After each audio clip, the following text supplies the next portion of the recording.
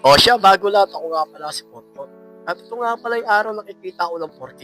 Pero syempre, tuturo ko nga pala sa inyo kung paano kumita ng 4K sa isang araw. O siya, tara samahan nyo ko pala kung paano ko gumawa ng aking pagkaaperahan niya yung araw na to. O sa mga hindi pa nakakalam ha, isa nga pala akong magician. O tara, at papasok na nga pala ako dito sa aming pag-showan. At dito nga pala ay meron nga palang resort at swimming pool nga pala dito sa ating pinagpupuntahan na pag-showan natin ngayong araw na to.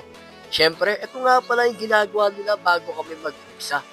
Ganun din sa akin. Ay inayos ko na nga pala yung magic or magic box ko dito. Kailangan ko kasi kumita ng pera dahil wala naman akong aasahan tao kundi sarili ko lamang. To be honest, medyo pagod ako ng mga oras na to pero tinuloy ko yung pag-face paint. Kasi kailangan ko talaga nito para paano kumita ako ng pera. At syempre, hindi lang yun. Ipapakita ko nga pala sa inyo kung paano ako nagbibigay saya sa mga batang ito. At syempre, shoutout nga pala kay Mami Jem. Siya nga pala yung kumuha sa akin dito para paano makapagbigay tayo ng ngiti at mga kasiyahan sa mga bisita nila. O siya, panoorin na lang ako paano ko kumita ng pera o 4K or 3.5. Sa mga gusto nga pala kumuha ng magician, pwede kayo magpabook na mas maaga or i-message na lang ako.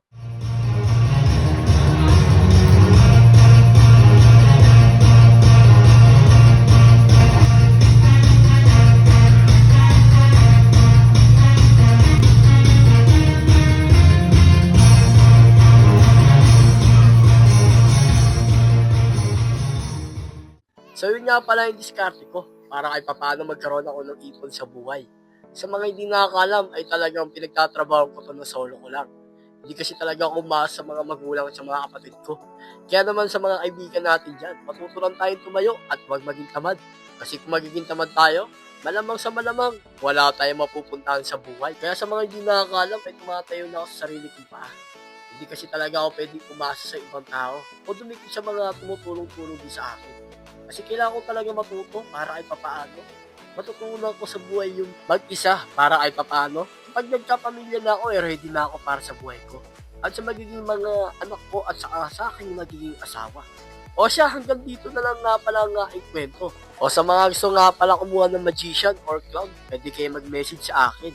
O sinabihan ko na mas maaga para kahit papaano makapagpabook kayo ng mas maaga sa akin. Sa mga magpapabook nga pala yun, pwede ako sa 7th birthday tsaka 1st birthday. O siya, maraming salamat nga pala sa inyo lahat sa mga pumutulong sa akin. Kahit na mag-isa ako ngayon sa buhay kasi hindi talaga ako pwede umasa sa iba.